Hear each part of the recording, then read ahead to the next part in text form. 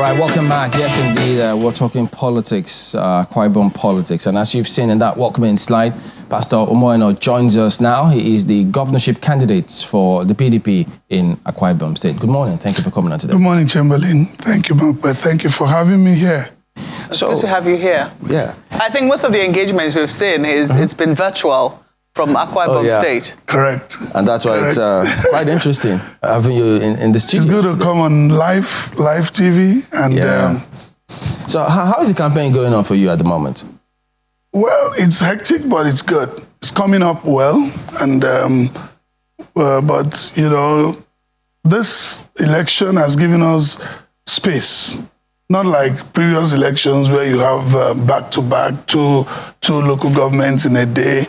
But there's good spacing with this, and but you do a lot of consultation in between. So it's hectic, but it's coming up very well. It's coming up very well. I mean, we get to hear people question different things, saying why support you, and things like that. So maybe we should start by telling us. So what do you bring to the table?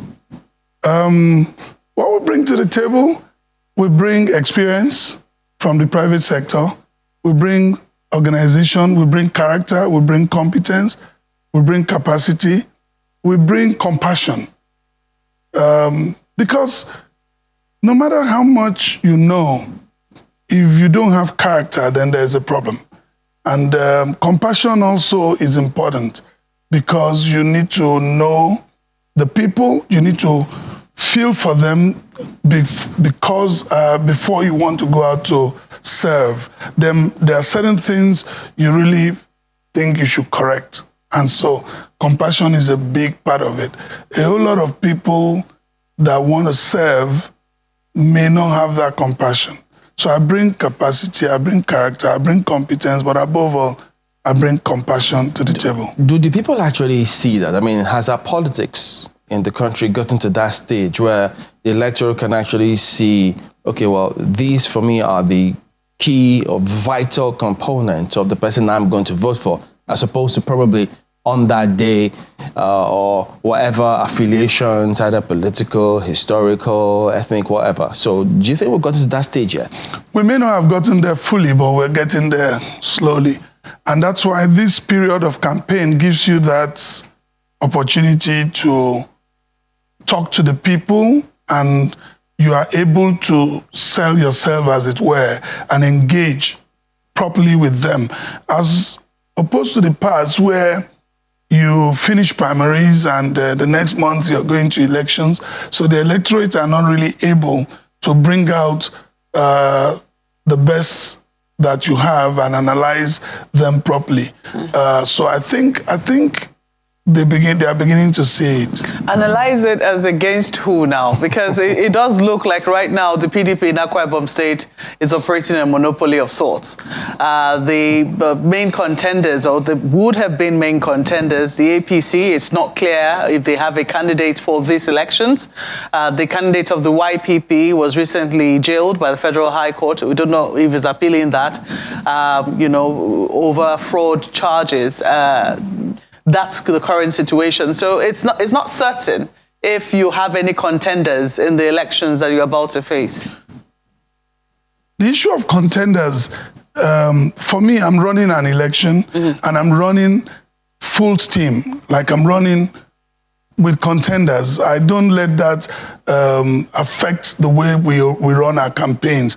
You have business with the electorate, and you understand that you have to convince them that you are able to do the job. So for contenders, I didn't have any part to play with that. So, but for us in our campaign, we're running full elections. I have to smile when you say you don't have any part to play with that. The candidate of the YPP, for instance, used to be with the PDP. I know that my colleague, my senior colleague, Mr. Ladia Keridolo-Ale, in his engagement with you on Newsnight, already took you up on how you emerged and how, there was, uncertainty in the PDP if it was going to be you. You were a total surprise, but you have the endorsement of the backing of the governor. I think there was a lot of conversation on that. So if, I mean, the other people who could have been contenders with you in the PDP went to other platforms, and then all of a sudden they find that they have problems with the law, can the PDP really say, oh, they had no problems, they had no hand in that? No, I really would like to know how the PDP had a hand in the problems they had with the law. The PDP didn't ask any party to conduct its election or not to conduct its primaries or to conduct it at night without supervision. I don't think that had to do with the PDP. I don't also think the PDP or anyone had a hand in what happened with our brother, the senator, because these are issues that predates all of us. It started in 2014 and it's a federal issue. So I really like to see how the PDP had to be involved in any of those. You know, it's unfortunate that all that has happened. I wish that we all go to the field and test, you know, our candidacy with the people. But talking about support, this has been issues we've talked over and over again. You know, when we were all aspiring, everyone wanted the endorsement of people that matters. And that's politics. You always want endorsements and go to the people and, you know, they now will endorse you, having checked your blueprint or manifesto, as the case will be. So and then, why do you think the governor endorsed you? Well, in my opinion, I think he must have looked at all of us. You know our governor, you know Dom Emmanuel is a very detailed man and very analytical. He must have looked at it and must have seen through that this man has the capacity to run the affairs of the state. I've worked with him as executive director, Agric Investments. I've worked with him as a commissioner for lands and water resources. And I've also been in the state long enough. I've run my business the last 25 years locally, grown it locally. And so he must have known my capacity. But again, the point I want to make very strongly this morning is that that you are endorsed doesn't mean that you won't go through the process. You are endorsed. Every other person somehow were also endorsed by other groups. And to say it, all of us wanted the endorsement of the governor. Every one of us, you know. So, but that again did not stop the process. You are endorsed. You went through primaries, and I didn't write the law that did not make statutory delegates not to vote. So we should be asking the people in the House of Assembly, National Assembly, how that happened. But we went through primaries as it were. So a lot of things working in your favor, more or less. God's grace. God's grace. But if now, Gosulok probably had a different style. The current governor has a different style. Now for you, I'm just thinking for the citizens, the residents there, what will they expect? What do you plan to do? How are you going to approach this? We've seen your manifesto, which we'll come to in a moment. But in terms of what you bring to the table, I'm sure you're mindful of the current governor's style as well, the project that he's worked on, because I also reckon that part of the constitution will be continuity in what he's done. How do you plan to approach the task before you? We're campaigning on a theme that's, you know, connecting the dots, furthering peace and prosperity in Akwa Ibom. That's what we're focusing on. And like you said, it's continuity. There are lots of things, infrastructure that have been created by this government, and lots of them in the health sector, the aviation sector, rural development, agri sector. And so our job basically is to be able to take all of these, harmonize them, and let the citizenry have the benefit of democracy. For example, we have, when I was the executive director of the Agric Investments, we did a survey of all of the farmers in Akwa Ibom State. Arising from that, we had to set up Ibom Microfinance Bank, because we wanted our farmers to have access to funding to be able to, come into commercial agriculture. These are institutions that have been set up. Our job will simply be to connect them, bring the farmers to the microfinance bank and let them do what they were supposed to do so that we can get benefits. You go to the aviation industry, you've seen the investment that this governor has done in the aviation industry.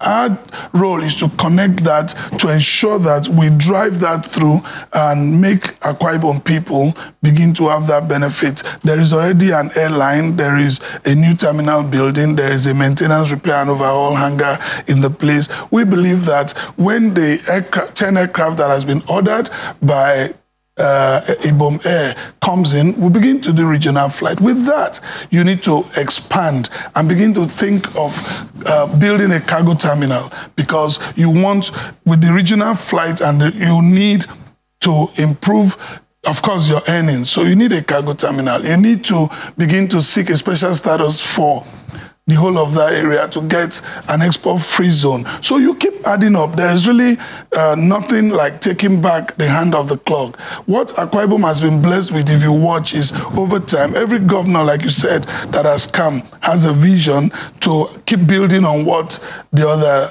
have done. And that's what we intend to continue doing. I can go on and show you how we intend to connect you will. things. And talk about the how bit of it when we return from this break in just a moment. Stay with us. All right, welcome back. So talking about how, I know that the governor did disagree at some point with some of the figures about the unemployment published by the MBS over time, and how Akwa Ibom didn't rank very well in that department. So they talking about how you want to address that particular challenge. Human capacity is very key to all of the projects that you intend to work on, as you've seen highlighted in your manifesto. So what is the thinking about, developing human capacity, providing jobs for the teeming youths in Akwa Ibom State? If you look at the Arise agenda, all of that is targeted at reducing unemployment in the state. All of the programs in the Arise agenda, be it agricultural revolution, be it tourism, be it rural development, be it infrastructural development, be it, of course, security, which is key, and then educational development, economic development, all of those components is targeted at the youths to create jobs and create jobs and create jobs. Because right now,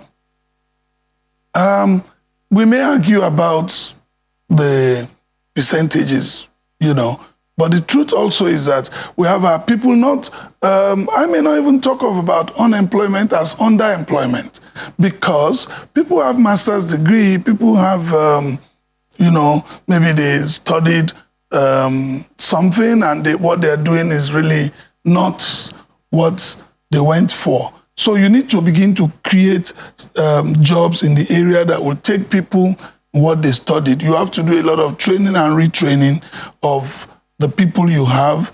You have to ensure that your youths not only come out with a degree, but they come out with a profession.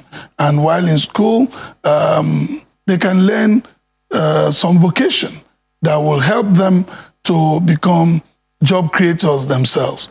These are the areas we're targeting in all of the things we're looking at from the Arise agenda, which we've put very clear to the people of Akwa Ibom State. Well, it's a good thing that we're already talking on employment, because the latest figures released by the National Bureau of Statistics, I do not know if you've had the time to look at some of the figures released from the multidimensionally poor figures, or the index released recently by the MBS and some of its partners. Unemployment in Akwa Ibom is put at a little over 50%. 50% is huge.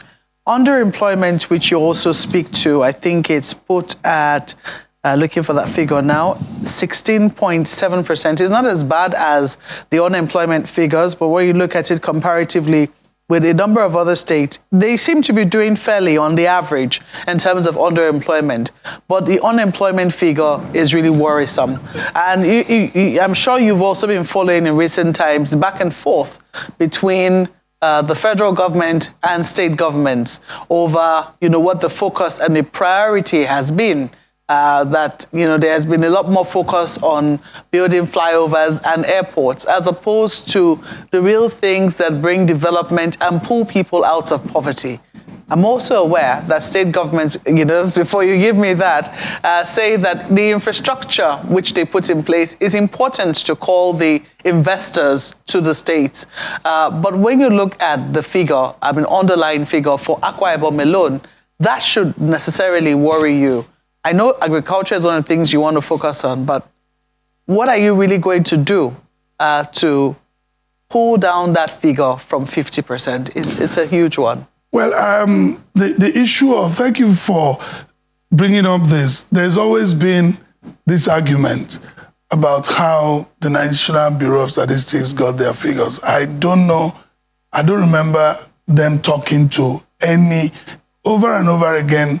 The government of Akwa Ibom State have asked that the National Bureau of Statistics should tell us how they got their figures, because we don't remember them talking with our state director of statistics. We don't know how they come through to that. But it's always debatable but the issue is, so you debate these figures? Oh, yes. Because we also questioned them, and they said that they had conversations. In fact, that there was a handshake between themselves and the State Bureau of Statistics. The Director General was here, and he said there was a handshake between themselves and the directors of State Bureaus of Statistics, so that in case any of these contentions come up. But without contention, what is your own State Bureau of Statistics saying? No, our State Bureau of Statistics have unemployment at about between 30 and 35%.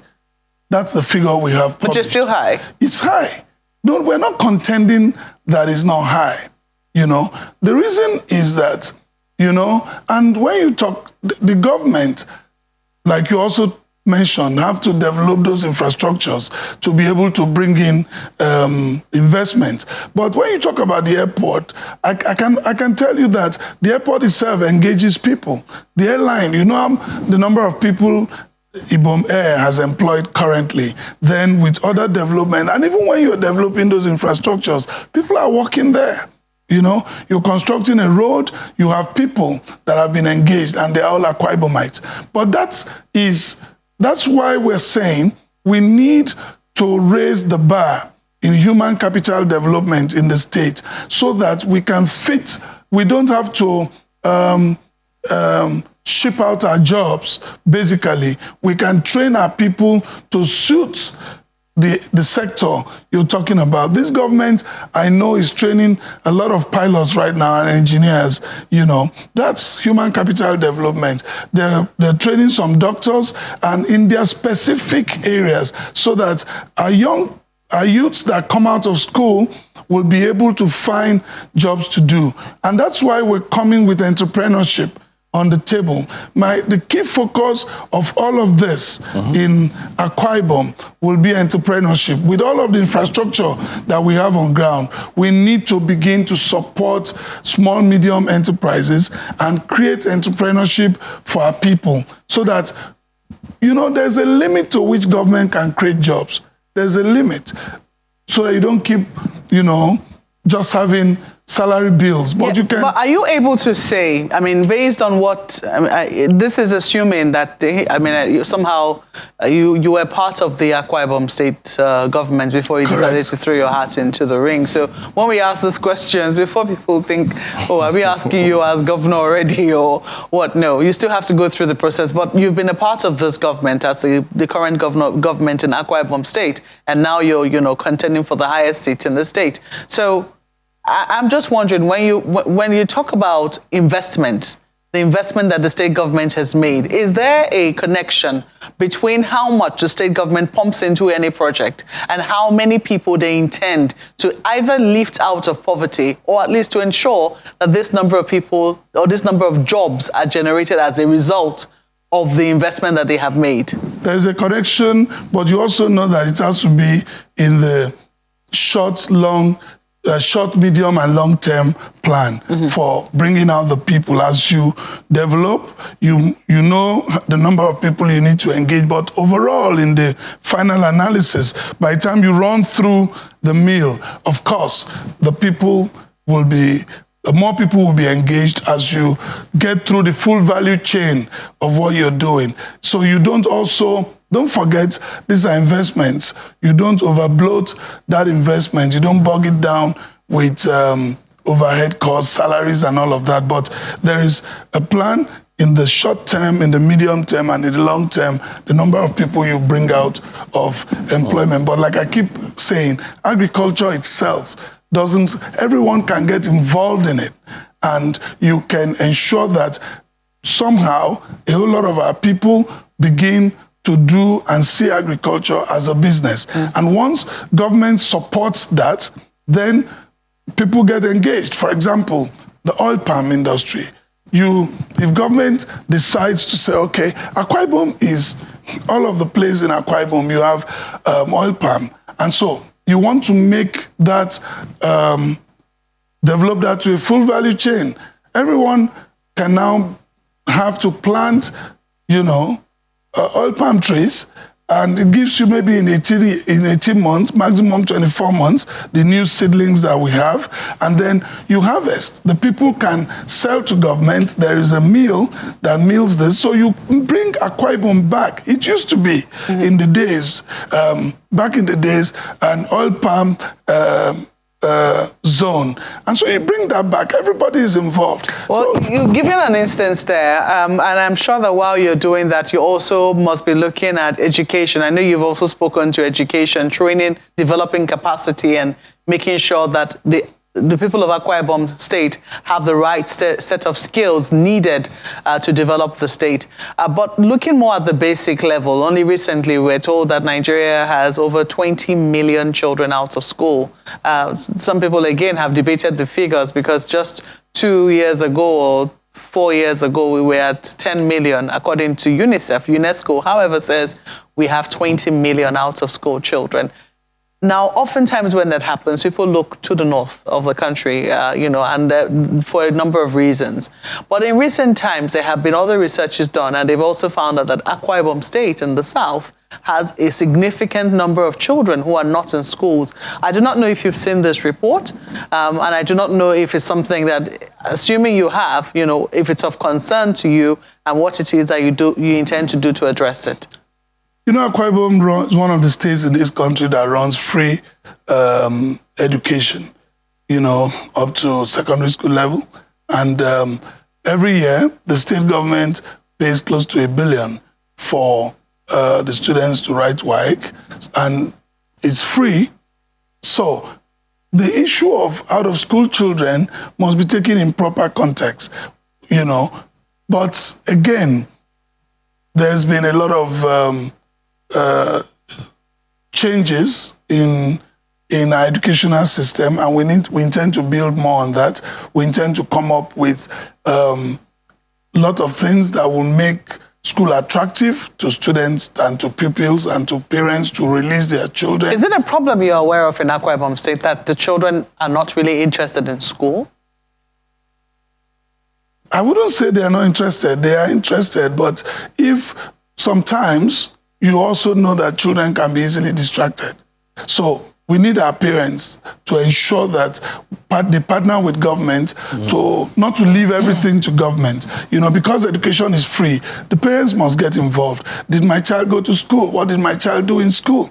I still remember my mother used to, when I come back, she takes me through my assignment, look at my homework, teach me how,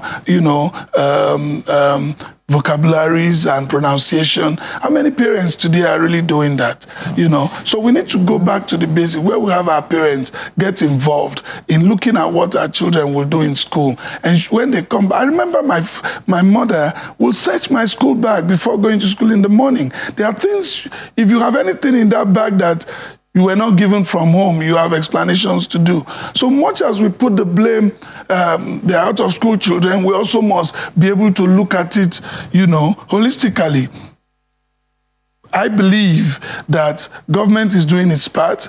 Parents, all of us, must be interested in what our wards are doing. I spoke to a number of youths in Uyo after we had an interview with the governor, and some of them were quite particular about science and technology, ICT.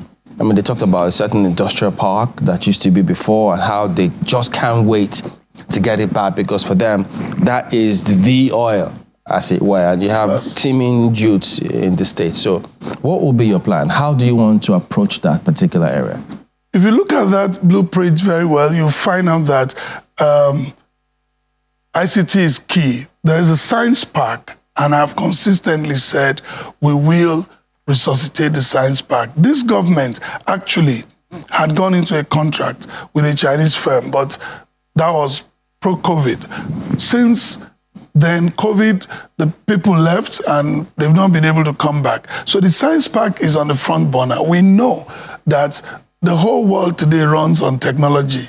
And so we need to put our youths and begin to create a platform, an environment for them to operate. And our schools will now, we're thinking of building new schools that will have digital platforms. So the kids from their young age will be attracted. So, but what is the vision that you have for ICT in the state? Any targets that you want to achieve? No, we believe that we should, with the creation of the science park and working, Google is now one of the triangles. Google is coming in and is coming in through Akwa Ibom. I think it's Akwa Ibom, Lagos, and Abuja. And then once that starts, of course, we're looking at close, on a yearly basis, we should be able to get our youth close to 500,000 and lift them out and and then you begin to make everything technologically based. As you do that, you're encouraging people, even from your civil service, you're encouraging people, to become computer savvy. And that's the way we're looking. All right, our colleagues in Lagos have got some questions for you. Go ahead, please. Well, thank you, Chamberlain. I was reading the NGF's response to the federal government, or at least to the Minister of State, on that, debate on who is responsible for poverty and unemployment. And, one of the statements that was quoted is Akwa Ibom State government's statement saying that, economic policies generally are set by the central government nationally, essentially saying that it is actually the federal government that is mainly responsible for this. This sets the tone, even though we know that state governors also have their economic policy as well. So, that's one question on the one hand. But I'd like for you to speak to this, really, because for a lot of people, they don't know what is what. They just know they stay in a particular area and they expect that the roads are fixed. They expect that there's potable water. They expect that there's access to health care, education, and all of that infrastructure. What for you will be key, maybe, if you have identified the major challenge between the working together of the federal, state, and even local government, such that the people can enjoy life regardless of who is responsible? Have you been able to identify maybe that issue with collaboration between governments and how you would sort that out? Okay, thank you so much. The collaboration between the state and federal government shouldn't really be a burden on the citizenry, because like you rightly pointed out, what they want is service. I know that we in Akwa Ibom, when I was commissioner for lands and water resources, we had a very good collaboration with the Federal Ministry of Water Resources. We worked with them to provide services to our people, and I looked at our laws again. From that collaboration, we're able to come out with a water bill that has been passed by the House of Assembly. We're able to do some cleanup in the rural areas, and we had the Federal Ministry of Water Resources combining with the state government to ensure that our people are trained on with the Clean Up Nigerian group. And I know recently, even after I've left office, 2 weeks ago, I was nominated and given an award for that collaboration. So there is, once I know our state government collaborates and will still continue to do that because you want to get service to your people. We've had occasion where the state government have gone on to do federal roads because Akwa Ibomites are the one driving on the road. So we believe that we'll continue with that collaboration to bring tangible dividend to the citizenry of Akwa Ibom. Sometimes I do not personally believe that we should come throw blames at each. We should go back office and try to sort out what the issues are so that our people ultimately will benefit from the services that they should get, because if a man is hungry, he wants to eat food, and sometimes he may not care whether it's federal government providing the food or state government is providing the food. That's my take on that, and we'll continue to collaborate with the federal government. Yes, Pastor, no, I'm also concerned about the unemployment figures, and I'd like to tie it to the industrialization strides of the current administration. During our last interview with the governor, he spoke a lot, in glowing terms of the efforts in that direction: the syringe factory, the coconut oil virgin factory, the metering company. These are structures for prosperity, and prosperity cannot be hidden. So if these industries are up and running, why haven't they led to a significant, change in the unemployment figures in Akwa Ibom State?